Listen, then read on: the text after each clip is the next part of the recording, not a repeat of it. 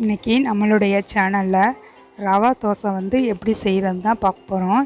இது நல்லா கிறிஸ்பியாகவும் நல்லா காரசாரமாகவும் இருக்கும்.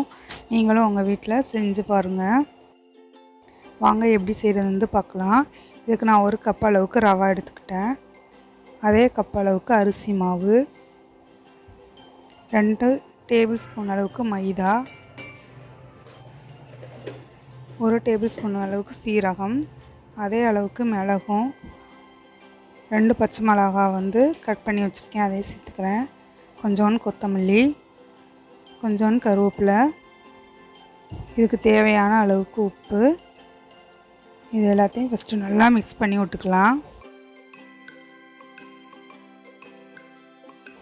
இப்போ தண்ணி ஊற்றி நல்லா கரைச்சி வச்சிடலாம். இதை கரைச்சி வச்சு ஒரு 1/2 மணி நேரத்துக்கு விட்டுட்டு அதுக்கப்புறமா தான் நம்ம சுட ஆரம்பிக்கணும். அதே மாதிரி இந்த தோசைக்கு மாவு நல்லா தண்ணியாக இருக்கணும். ஊற வைக்கும்போது கொஞ்சமாக தண்ணி ஊற்றி ஊற வச்சுட்டு அதுக்கப்புறம் தோசை சுடும்போது நம்ம வந்து எக்ஸ்ட்ரா தண்ணி வந்து ஊற்றிக்கலாம். இப்போ மாவு வந்து நல்லா கரைச்சாச்சு.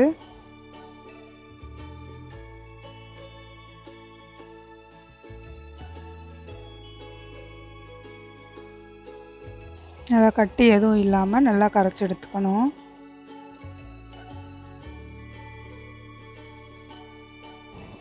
இப்போ இதை மூடி வச்சிடலாம் ஒரு 1/2 மணி நேரத்துக்கு. ரவா நல்லா ஊறிடுச்சு பாருங்கள். ரவா ஊறி நல்லா கட்டி ஆகிடுச்சு. இப்போ எக்ஸ்ட்ராவும் நம்ம இதுக்கு வந்து தண்ணி ஊற்றி தான் நம்ம தோசை சுடணும். இன்னும் ஒரு தடவை நல்லா மிக்ஸ் பண்ணி விட்டுக்கலாம். இப்போ ஒரு 2-3 வெங்காயத்தை சின்னதாக கட் பண்ணி வச்சுருக்கேன், அதையும் வந்து சேர்த்துக்கிட்டேன்.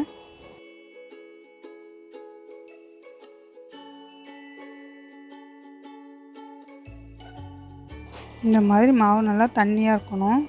இன்னுமே கொஞ்சம் தண்ணி இதில் ஊற்றணும்.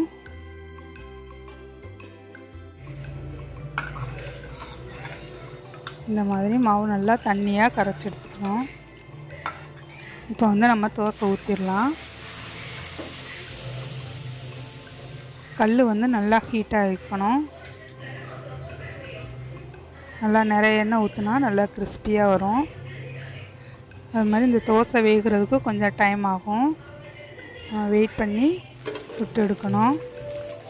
பாருங்கள், இப்போ நல்லா ப்ரௌன் கலராக மாறிடுச்சு. நம்ம தோசை எடுத்துடலாம். எவ்வளோ அழகாக கிறிஸ்பியாக ரெடி ஆகிடுச்சு. நீங்களும் உங்கள் வீட்டில் ட்ரை பண்ணி பார்த்துட்டு எப்படி வந்துச்சுன்னு உங்களோட ஃபீட்பேக்கை கமெண்டில் சொல்லுங்கள். என்னோடய வீடியோ உங்களுக்கு பிடிச்சிருந்தால் லைக் பண்ணுங்கள், ஷேர் பண்ணுங்கள், சப்ஸ்கிரைப் பண்ணுங்கள். கூடவே பெல் ஐக்கானையும் கிளிக் பண்ணுங்கள். அப்போனா தான் நான் போடுற வீடியோ உங்களுக்கு உடனுக்குடன் நோட்டிஃபிகேஷனில் வரும். நீங்களும் என்னோடய வீடியோ வந்து மிஸ் பண்ணாமல் பார்க்கலாம்.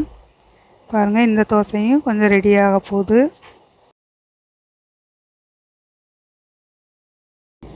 நல்லா வேக விட்டுட்டு தான் நம்ம எடுக்கணும்.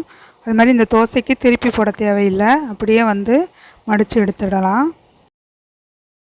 இப்போ நம்ம கிறிஸ்பியான ரவா தோசை வந்து ரெடி. இது வந்து தேங்காய் சட்னியோட பரிமாறினா சூப்பராக இருக்கும்.